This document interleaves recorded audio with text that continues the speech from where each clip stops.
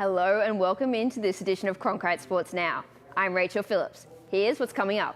According to the study, something as simple as catching and throwing a ball is exactly what veterans suffering from PTSD need. After learning how to start the engine, you don't instantly drive on a freeway.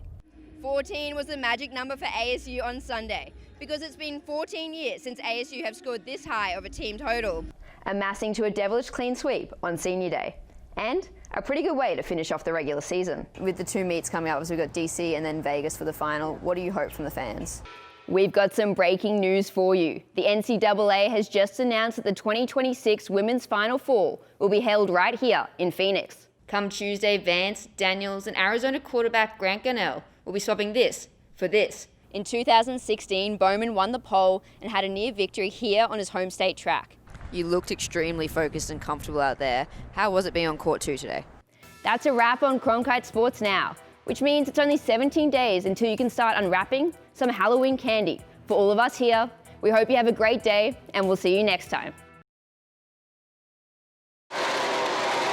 Phoenix Raceway can seat up to 42,000 people.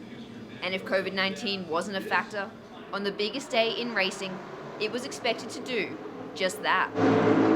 Instead, the track had to limit fans to just 8,400 a day. It's weird. It's kind of eerie. It's kind of a double-edged sword. It's nice to not have to deal with the crowd so much, but on the other hand, the crowds create quite an experience. We've met friends that were season ticket holders also that would be like here or there, and we don't see them anymore. Yeah. And that's kind of sad with this COVID thing. We don't have people to like, oh yeah, or oh no with. Yes, the grandstands might not have been packed, but fans could still flock to the stands, sit in one of these very seats, and watch everything the race had to offer. We're coming one way or the other. We're hardcore. Yeah. If we wouldn't have got tickets, I would have been like, Yeah. Phoenix marked Ron Blake and Lynn Mason's first championship weekend. And for them, it continued on their 20-year-long tradition of attending races together. But for some, it was a chance to get a glimpse at what the future might look like. This is our road. This is where we're coming. We're going to try to be here for the ARCA races as a racer and get them into the trucks and get our way up to NASCAR. At just 2 years old, Joaquin Stewart told his mum he wanted to be a race car driver. And he's been pursuing it ever since. Seeing the adrenaline of a championship up close is exactly what fuels his dreams. Pretty exciting since I've been trying to do this all basically my life. Because of the protocols NASCAR had in place due to COVID-19, Chevrolet's Jim Campbell sat on the outside of the track and got to witness fan reactions firsthand. It was great to see the fans in the stands. And I'll tell you, when Chase got to the lead, it was fun to see the reaction from the stands. There were a lot of Chase Elliott fans out there today. As for the drivers, looking forward to next year when we can get some fans back to the racetrack and hopefully we get through this pandemic soon because it's nice to be able to have a packed out house like we used to have. Despite there being just 20% of Phoenix Raceway's maximum occupancy, nothing could take away from Chase Elliott winning his first NASCAR Cup championship. For Cronkite News, I'm Rachel Phillips. After watching the hit 1994 film Forrest Gump, Dr. Dave Mayer felt inspired. Not to run across the country like the Tom Hanks character, but instead to walk all 30 Major League Baseball stadiums. To deliver one simple message. Every day I walk in memory of a caregiver or a patient that's lost their lives due to preventable medical harm. According to the patient safety movement, preventable medical harm ranks as the third leading cause of death in America. I saw too many patients that lost their lives due to things that were preventable, and so I got very interested in quality and safety. Dr. Mayer is spending his mornings training at Peoria Sports Complex in preparation for his next leg. He and 49 others, one from every state, will meet in Washington, D.C., where they will walk from the Freedom Plaza to the Capitol in honor of World Patient Safety Day. Many of the people are walking, like I said, have lost loved ones, and they're going to be wearing shirts with their daughter or their husband on the shirt to commemorate. Carol Hemelgarn is one of the 50 people walking. Her 9-year-old daughter Alyssa was diagnosed with leukemia and died only 10 days later because of multiple medical errors. They did not see she was becoming septic. They thought she was anxious.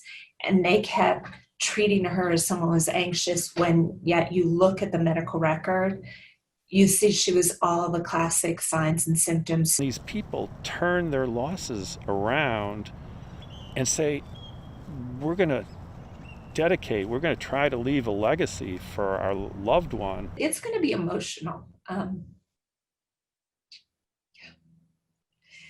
can feel it. After World Patient Safety Day, Dr. Mayer will continue on his walk to America's major league stadiums. For Mayer, baseball represents survival, a metaphorical field of dreams. I love all sports, but there's something about baseball. It has been that one constant in our lives, at least mine, to save one life.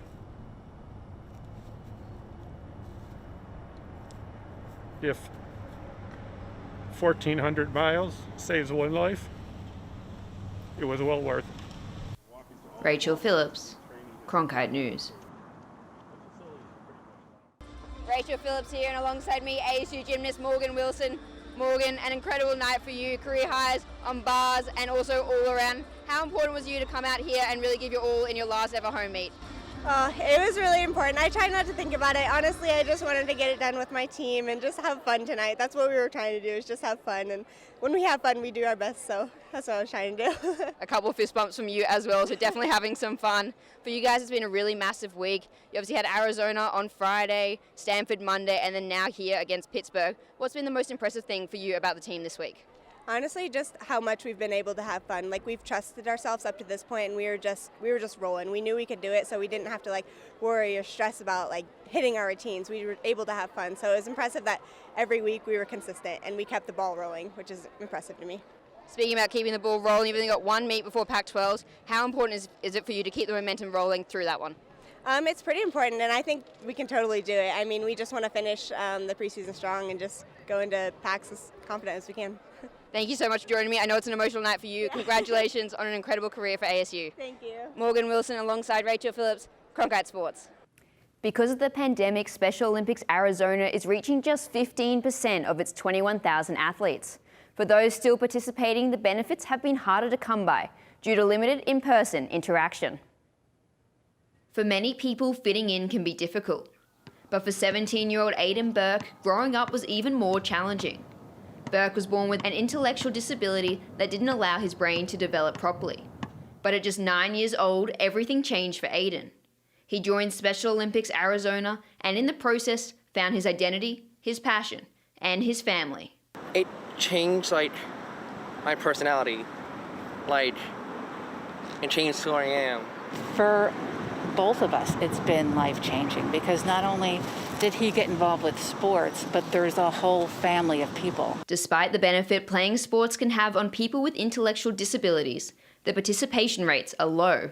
A 2019 national study found that only 28% of youth with autism spectrum disorder, 31% with Down syndrome, and 24% with cerebral palsy reported participating in physical activity during the previous year. It's so important to get involved in sports, not only for the active component, but also just health in general. And then socialization is so tremendously advantageous to our athletes.